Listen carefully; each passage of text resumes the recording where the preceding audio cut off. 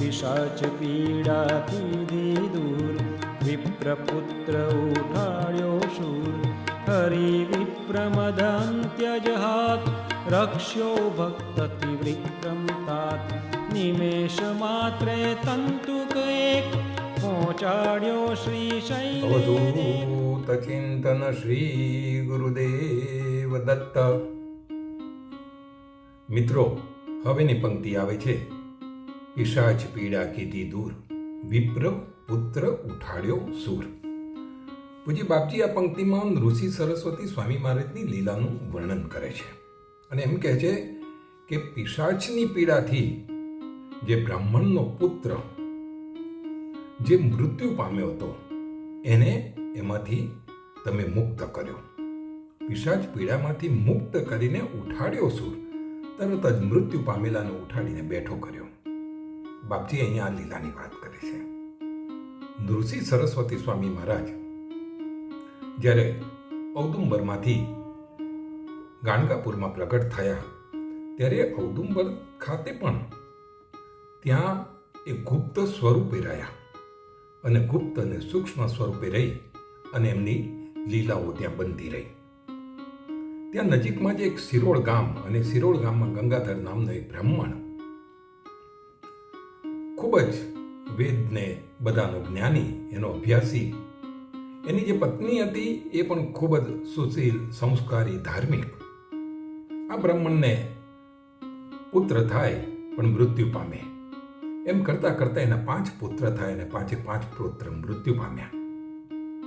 એટલે સ્ત્રી હંમેશા એમ વિચારે કે ગયા જન્મનું મેં કોઈ એવું ખોટું કર્મ કર્યું હશે, એ દુષ્કર્મના લીધે મારે આજે એના પરિણામ ભોગવવા પડે છે, અને એમ કરીને ખૂબ જ દુઃખી થાય અને એના કારણે કોઈ બચતું નથી એવું એ વિચારે.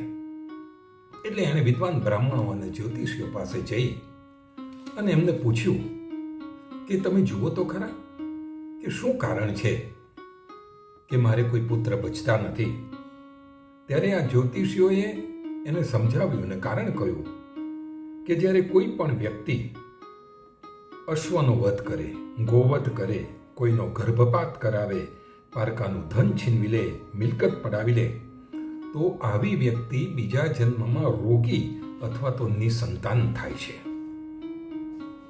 એટલે સ્ત્રી તે પણ ગયા જન્મની અંદર કોઈ એવું પાપ કર્યું છે અને એમ કરીને એનું જ્યારે જુએ છે ત્યારે બ્રાહ્મણોને એવો ખ્યાલ આવે છે કે આગલા જન્મમાં કોઈ બીજા બ્રાહ્મણ પાસેથી તે એની પાસેથી દ્રવ્ય લીધું હતું, એ દ્રવ્ય તે પાછું નહોતું આપ્યું. એ બ્રાહ્મણ લોભી હતો અને તે આ દ્રવ્ય પાછું ન આપ્યું એટલે ખૂબ દુઃખ પામ્યો અને દુઃખી થઈ અને એણે આપઘાત કર્યો અને એના કારણે એ મૃત્યુ પામવાના કારણે એ બ્રાહ્મણ પિશાચ બન્યો છે. અને એ પિશાચ તારા ત્યાં જ્યારે સંતાનના યોગ થાય છે અને સંતાનનો જન્મ થાય છે એટલે એને મારી નાખે છે અને એટલા કારણે તને આ સંતાન પ્રાપ્ત નથી થતું. ત્યારે બ્રાહ્મણની સ્ત્રી કહે છે તો હું શું ઉપાય કરું? ત્યારે બ્રાહ્મણો કહે છે કે પહેલાં તો તારે એ બ્રાહ્મણનું જે દ્રવ્ય હતું એ એને પરત કરી દેવું જોઈએ, અને એ બ્રાહ્મણ જો એ પિશાચ જે તને પજવે છે એ ન હોય તો એના જ ગોત્રના કોઈ બ્રાહ્મણ હોય એને એ દ્રવ્ય પરત આપી દેવું જોઈએ. ત્યારે એ બ્રાહ્મણનો આત્મા અવગતિએ ગયો છે અને એટલા માટે એ બ્રાહ્મણની બધી તારે ક્રિયાકાંડ કરવું પડે, અંત્યેષ્ટિની ક્રિયા કરવી પડે, અને એ જો તું શ્રદ્ધાપૂર્વક યથાવિધિ કરીશ તો એ બ્રાહ્મણને સંતોષ થશે અને એ બ્રાહ્મણ તને પજવશે નહીં ને તારા ત્યાં સંતાન થવાના યોગ છે. ત્યાર પછી તું પંચગંગા ઔદુંબરે જા, ત્યાં રોજ સ્નાન કરજે અને ત્યાં સ્નાન કરી અને જે ઔદુંબરનું વૃક્ષ છે એ ત્યાં 7 વખત તું જળ ચડાવજે, એની પ્રદક્ષિણા કરજે અને ત્યાં ગુરુ મહારાજ સૂક્ષ્મ સ્વરૂપે બિરાજમાન છે તો એમની આરાધના કરજે. એમ કરીને તું 1 મહિના માટે ત્યાં જઈ અને જો આ વિધિ વિધાન કરીશ તો ચોક્કસ તું તારા પાપમાંથી મુક્ત થઈશ. ત્યારે પેલી સ્ત્રી કહે છે કે હું મારા શરીરને કષ્ટ આપીને ત્યાં જઈ અને 1 મહિનો રહીશ, ઉપવાસ કરીશ ને બધું જ કરીશ, પણ દ્રવ્ય નથી તો હું શું કરીશ? ત્યારે બ્રાહ્મણો કહે છે કે ગુરુ મહારાજ ખૂબ જ કૃપાળુ છે. તું ત્યાં જઈને એમની ઉપાસના કરીશ, એમને વિનંતી કરીશ તો તારી પાસે જે કંઈ દ્રવ્ય હશે, કે જે થોડું ઘણું દ્રવ્ય હશે, એ દ્રવ્યથી પેલો જે પિશાચ છે એને સંતોષ થશે અને તને એમાંથી મુક્તિ મળશે. એટલા તો બ્રાહ્મણ, એ સ્ત્રી અને પુરુષ, એ બંને દંપતી અહીં આવી ગયા છે. ઔદુંબરમાં ત્યાં આવી અને 1 મહિના માટે આવ્યા છે. અને જે બ્રાહ્મણે જે વિધિ વિધાન કહ્યું છે એ પ્રમાણે રોજ ત્યાં સ્નાન કરે છે, પૂજાપાઠ કરે છે. ગુરુ મહારાજના જે પાદુકાજી છે અને ઔદુંબરનું જે વૃક્ષ છે એને 7 વખત એ પ્રદક્ષિણા કરે છે અને ત્યાં જળ ચડાવે છે, ઉપવાસ રાખે છે. ખૂબ જ ભાવ ભક્તિથી એણે આ ઉપાસના અને આ અનુષ્ઠાન શરૂ કર્યું છે. ત્યાં 3જે દિવસે રાત્રે એમના સ્વપ્નમાં પેલો પિશાચ આવે છે અને પિશાચ આવીને એમ કહે છે કે હે સ્ત્રી, તે મારું ધન પડાવી લીધું છે, મારું ધન મને પાછું આપ. એ જો તું નહીં આપું તો હું તને પણ મારી નાખીશ અને તારો વંશ વેલો આગળ નહીં ચલાવવા દો. એટલે આ સ્ત્રી ગભરાઈ જાય છે અને સ્વપ્નમાં જ ગભરાઈ જઈને દોડી અને જે ઔદુંબરનું વૃક્ષ છે ત્યાં એની પાછળ સંતાઈ જાય છે. ત્યાં જ નૃસિંહ સરસ્વતી સ્વામી મહારાજ, ગુરુ મહારાજ પ્રગટ થાય છે. એ પેલા પિશાચને કહે છે કે તું શા માટે આ સ્ત્રીને પજવે છે? ત્યારે પિશાચ એમ કહે છે કે આ સ્ત્રીએ મારું ધન પડાવી લીધું, એના લીધે હું ખૂબ દુઃખી થઈ ગયો અને મેં આપઘાત કર્યો અને એના કારણે મારો આત્મા, એની કોઈ ક્રિયા નથી થઈ અને હું પિશાચ સ્વરૂપે છું અને અત્યારે ખૂબ જ દુઃખ અનુભવું છું. એટલે ગુરુ મહારાજ, આપ એને કહો કે મારું ધન પાછું આપી દે. ગુરુ મહારાજ, આપ મને ન્યાય આપો. આ તો મારી દુશ્મન છે, એના માટે કેમ એની તરફેણ કરો છો? ત્યારે ગુરુ મહારાજ કહે છે કે મારા શરણે આવેલા મારા ભક્તનું રક્ષણ કરવું એ મારી જવાબદારી છે. પણ જો એક વાત કહું તને, કે આ સ્ત્રી તારી બધી જ અંત્યેષ્ટિની ક્રિયા કરશે અને ક્રિયા કર્યા પછી 10મા દિવસે તારી જે છે એ બધી જ વિધિ પૂર્ણ થવાના કારણે તું સારી રીતે તારા પિશાચમાંથી તારી મુક્તિ થઈ જશે. બીજું કે આ સ્ત્રી પાસે પૂરતું ધન નથી, પણ એની પાસે જેટલું ધન છે એ ધન તું સ્વીકારી લે અને જો તારે એમ ન કરવું હોય તો અમે તને સજા આપીશું. ત્યારે પેલો પિશાચ કહે છે કે ગુરુ મહારાજ, આ સ્ત્રીના કારણે જ મને તો આપના ચરણના દર્શન થયા છે અને આપના દર્શન થયા છે, એટલે આપ જે કહેશો એ મને સ્વીકાર્ય છે. એમ કરી અને પિશાચ જ્યારે જતો રહે છે ત્યારે ગુરુ મહારાજ એમ કહે છે કે હે સ્ત્રી, તું શ્રદ્ધાભાવપૂર્વક આ બ્રાહ્મણની તું ઉત્તર ક્રિયા કરજે અને હવે 7 દિવસ તું અહીંયા જે વિધિ વિધાન કરે છે એ કરજે. પાદુકાજી ઉપર જળ ચડાવજે અને ઔદુંબરની પ્રદક્ષિણા કરજે. તને એમ કરવાથી પુત્ર રત્ન પ્રાપ્ત થશે અને લાંબા સમય સુધી એ જીવશે, એમ કે છે. અને ગુરુ મહારાજ પાછા સ્વપ્નમાંથી જતા રહે છે. ત્યારે સ્ત્રી એકદમ જ બીજે દિવસે ઉઠે છે, એના પતિને વાત કરે છે અને ત્યાં રોકાઈ અને ગુરુ મહારાજે જે રીતે કહ્યું છે એ રીતે એનું જે વ્રત હતું એ વ્રતનું એ પાલન કરવા માંગે છે. એમ કરતા આજે આ પૂર્ણ થાય છે. ત્યાં બીજે દિવસે ફરી પાછા ગુરુ મહારાજ એના સ્વપ્નમાં આવે છે અને સ્વપ્નમાં આવી અને એને 2 શ્રીફળ આપે છે કે તે પેલા પિશાચની ઉત્તર ક્રિયા કરી છે અને તે જે અમારી ઉપાસના કરી છે, લે આ 2 શ્રીફળ, આ ફળ આપે છે અને તને સંતાનનું સુખ મળશે, એમ કહે છે. આ પતિ પત્ની બીજે આ સ્વપ્ન આવે છે અને બીજે દિવસે ત્યાં પાદુકાજીના પૂજાપાઠ કરે છે અને એમ કરી અને ગુરુ મહારાજના કહેવાથી પારણા કરે છે અને પારણું કરી અને પોતાના ઘરે જાય છે. થોડો વખત થાય છે અને ત્યાં આ સ્ત્રીના ત્યાં 2 પુત્રનો જન્મ થાય છે. ઘરમાં બધાને ઉલ્લાસ થઈ જાય છે કે ગુરુ મહારાજના આશીર્વાદથી હું બધામાંથી જ આ પીડામાંથી મુક્ત થઈ છું અને મારા ત્યાં 2 પુત્રનો જન્મ થયો છે. આ 2 બાળકો ધીરે ધીરે 3 વર્ષના થાય છે ત્યારે એમ વિચારે છે આ જોડકા બાળક છે, એટલે જોડકા બાળક માટે જે મોટો છે એના યજ્ઞોપવિત આપી, એટલે કે જનોઈ આપી અને નાનાએ બાધા, આપણે જેને બાધા કહીએ એટલે કે મુંડન કરાવવું એવું નક્કી કરે છે. બધા ખુશ છે, પોતાના સગાવાલાને આમંત્રણ આપી દે છે, મંડપ બંધ થઈ જાય છે, સર સામાન બધો આવી જાય છે. અને જ્યાં આ બધું થતું હોય છે ને જે દિવસે બીજે દિવસે આ બાળકનું મુંડન કરવાનું હોય છે, એના આગલી જ રાત્રે એ જે બાળકનું મુંડન કરવાનું છે એ બાળક ઓચિંતો બીમાર પડી જાય છે. હવે એ બાળક જ્યારે બીમાર પડી ગયો એટલા માટે પેલી સ્ત્રી તો ગભરાઈ ગઈ અને એ બાળકને લઈ અને રડવા માંડી. ખૂબ કોશિશ કરી પણ એ બાળકને ધનુર્વા થયો હોય છે. એના કારણે ધનુર્વાના કારણે એનું શરીર આમ વળી જાય, બીમાર થાય, બૂમો પાડે, એને જોઈને ભયંકર લાગે એવી પરિસ્થિતિનું સર્જન થઈ ગયું. ત્યારે આ સ્ત્રી એકદમ પોક મૂકીને રડવા માંડી અને વિચારવા માંડી કે મારા બાળકનું શું થશે. અને ત્યાં જ ચોથા દિવસે બાળક ગુજરી ગયો. એટલે સ્ત્રીએ પોતાના સંતાનને છોડવા માટે તૈયાર નથી, માથું પછાડે છે, બૂમો પાડવા માંડી, ગુરુ મહારાજને દોષ દેવા માંડી કે હે ગુરુ મહારાજ, તમે જો આ બાળક મારી પાસેથી પાછું જ લઈ લેવું તો તમે શા માટે મને આ બાળક આપ્યું?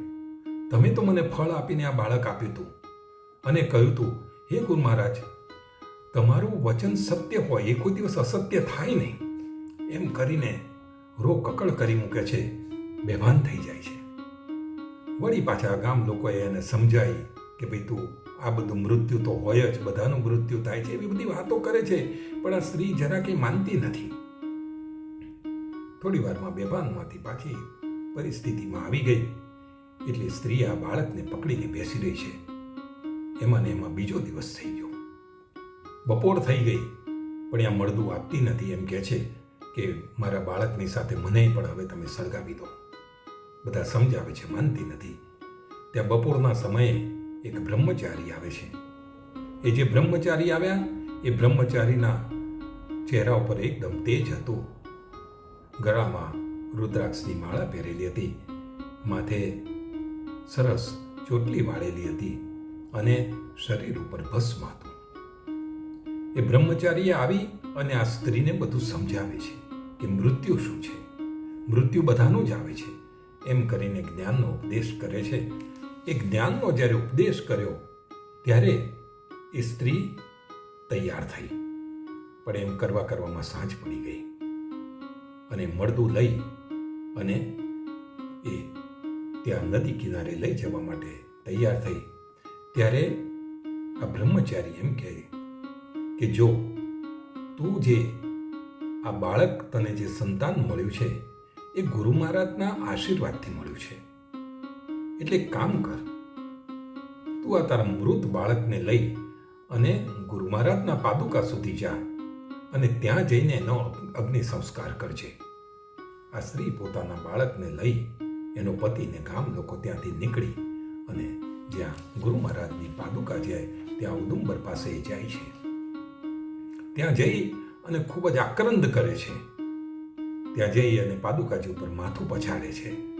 પાદુકાજી લોહી લુહાણ થઈ જાય છે. ગામ લોકો એને કહે છે કે ભાઈ તું આ શબ આપી દે, એના અગ્નિ સંસ્કાર કરીએ, પણ એ માનતી નથી ને એટલામાં અંધારું થઈ જાય છે.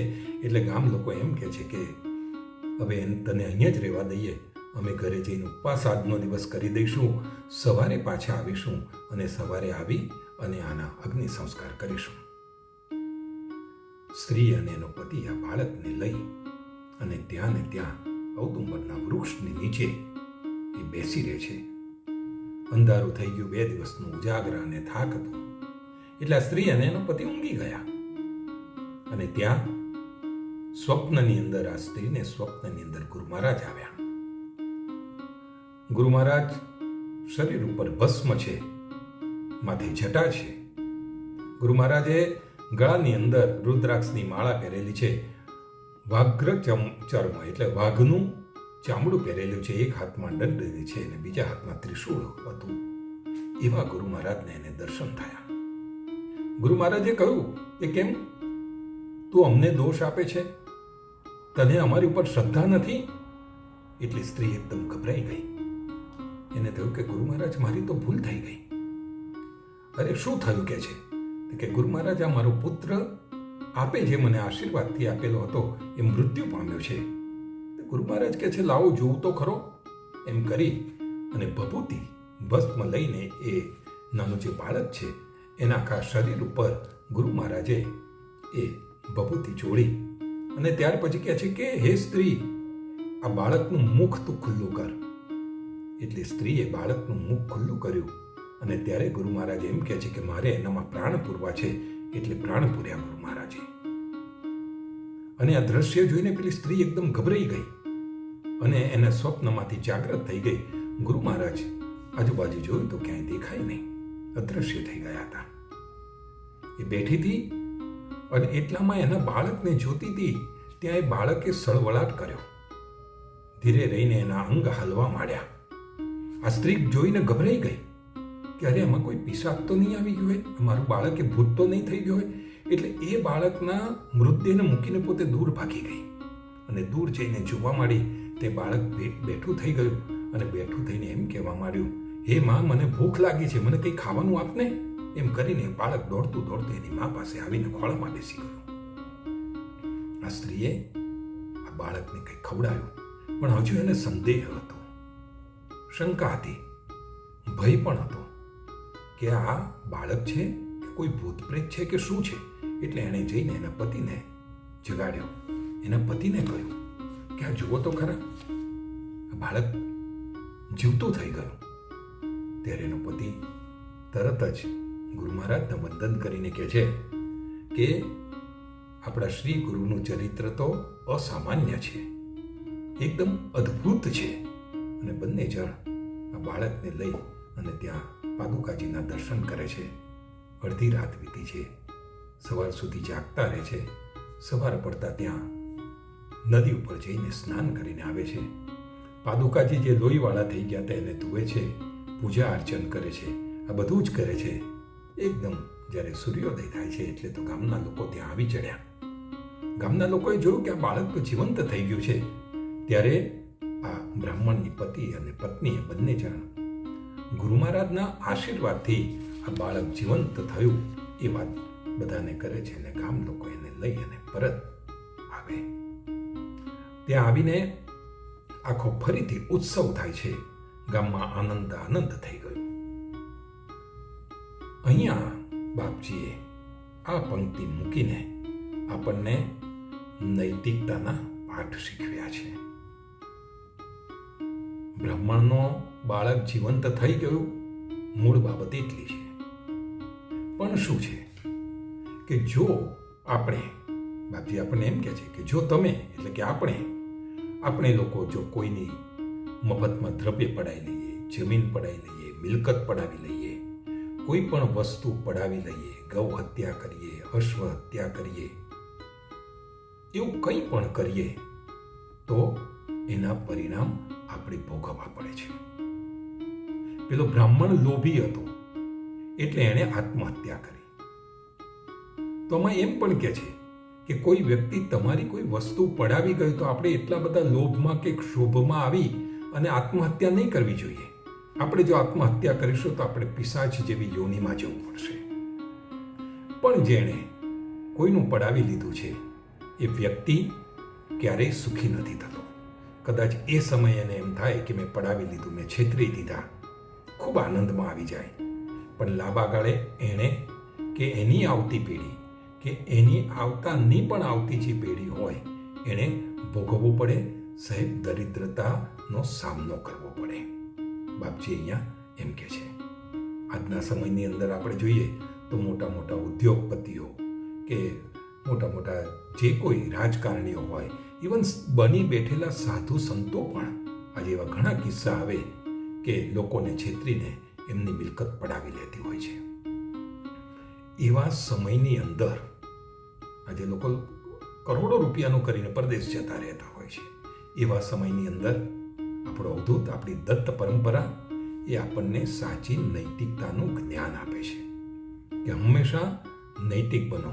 કોઈનું પણ ઋણ હોય એ બાકી નહીં રાખો. અને જો કોઈનું આપણે ઋણ બાકી રાખીશું તો જેની પાસેથી આપણે લીધું છે એ પિશાચ એટલે ધારો કે આપણે આ જન્મને આવતા જન્મની વાત ના કરીએ, આપણે યુવાનીની અંદર કોઈની વસ્તુ પડાવી લીધી, કોઈની જમીન મફતમાં લઈ લીધી, એના પૈસા ન ચૂકવ્યા, દસ્તાવેજ કરી દીધો, કોઈના દાગીના ચોરી લીધા, કાં તો છેતરીને લઈ લીધા, ઘણા તો કિસ્સામાં એવું કરે કે પહેરવા માટે સોનાના દાગીના લઈ જાય કે મારા ઘરે પ્રસંગ છે એમ કરીને 10 દિવસ પછી પાછા આપી જાય, ત્યારે એવા જ દાગીના પિત્તળના બનાવીને આપી ગયા હોય અને જેણે આપ્યા હોય એની જોડે વિશ્વાસઘાત કર્યો હોય. એવું જ્યારે બને ત્યારે એ માગનાર વ્યક્તિ એ પિશાચની માફક આપણી પાછળ પડી જાય. આપણા બારણું કોઈ ખખડાવે તો આપણને એમ થાય માગનાર તો નહીં આવ્યો હોય. ઘરમાં કોઈ પ્રસંગ લઈને બેઠા હોય અને એના જેવી કોઈ વ્યક્તિ દેખાય તો એવું ના થાય કે આ માગવા તો નહીં આવે. જેમ ભૂત આપણી પાછળ પડે, આપણા ઘરમાં સારો પ્રસંગ હોય, આપણા બાળકો સારો અભ્યાસ કરતા હોય, કોઈ જગ્યાએ સારું એડમિશન લેવાનું, સંતાનોનું કોઈ જગ્યાએ લગ્ન ગોઠવાતું હોય, તો પિશાચની માફક જેની પાસે આપણે ઋણ લીધું હોય એ વ્યક્તિ તમારી આજુબાજુ ફરતો હોય અને તમારું આપણું એક પણ કામ સારું થવા ના દે અને આપણને ભજવે.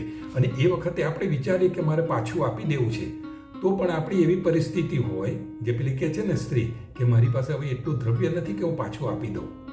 આપણને પ્રાયશ્ચિત થાય કે મારે પાછું આપી દેવું છે, તો પણ આપણી પાસે એવી ક્ષમતા ના હોય કે આપણે પાછું આપી શકીએ. સાહેબ, ઉંમર નીકળી જાય અને જ્યારે આપણે સક્ષમ ના હોય, શરીરમાં રોગ થઈ ગયો હોય અને પથારીમાં પડ્યા પછી વિચારીએ કે અરે મારા લીધે મારો પરિવાર આજે દુઃખી થઈ રહ્યો છે અને હું કશું કરી નથી શકતો, મારે ઋણ અદા કરવું છે પણ એ કરી નથી શકતા, એવું થાય. અને સામી વ્યક્તિની જે આંતરડી કકળી હોય, એમ કે સંતાન તો નથી થતા પેલી સ્ત્રીને, પણ ગુરુ મહારાજના આશીર્વાદથી સંતાન થાય છે, પણ વળી પાછો પેલો મૃત્યુ પામે છે બાળકે. કેમ કે પેલી વ્યક્તિને જે આંતરડી કકળી હોય અને એણે જે મનોમન દુઃખની વ્યથા ભોગવી હોય, એ દુઃખની વ્યથા આપણે પણ ભોગવવી પડે.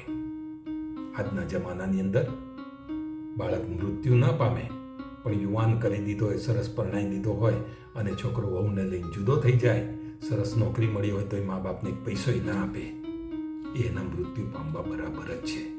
મા બાપ બીમાર પડે તોય ના જોઈએ, ત્યારે આપણને થાય કે મેં કોઈનું દ્રવ્ય પડાવી લીધું હતું, કોઈની પ્રોપર્ટી લઈ લીધી હતી ખોટી રીતે, એનું હું આજે ભોગવી રહ્યો છું. ગુરુ મહારાજ આપણને આ બધી જ પંક્તિમાંથી બિટવીન ધ લાઇન્સ, આ બે પંક્તિઓની વચ્ચે શું છે, તો એ આપણને નૈતિકતાના પાઠ બાપજી ભણાવે છે. એવી રીતે આ પંક્તિને આપણે લઈ શકીએ. આજે આટલી વાત કરીશું, ફરી મળીશું ત્યારે બીજી પંક્તિ તરફ આગળ વધીશું. આપ સર્વેને મારા ગુરુદેવ દત્ત, ગુરુદેવ દત્ત, ગુરુદેવ દત્ત. નર્મદે હર. મિત્રો, ભગવાન દત્તાત્રેય અને એમના અંશ અવતાર એવા સંતો યોગીઓની લીલાઓ રજૂ કરતી આ ચેનલને આપ લાઈક કરો, શેર કરો અને સબસ્ક્રાઈબ કરો. વધુમાં વધુ ભક્તો સુધી આપણી આ વાત પહોંચે એ માટે આપ બધાને જાગૃત કરો. બધાને મારા ગુરુદેવ દત્ત. વેદ શ્વાસ તારા નિર્ધાર થાકે વર્ણવતા જ્યાં શેષ કોણ રાખું બહુકૃત વેશ અનુભવ તૃપ્તિનો ઉદ્ગાર સુણી હશે તે ખાશે માર તપસી તત્વમસી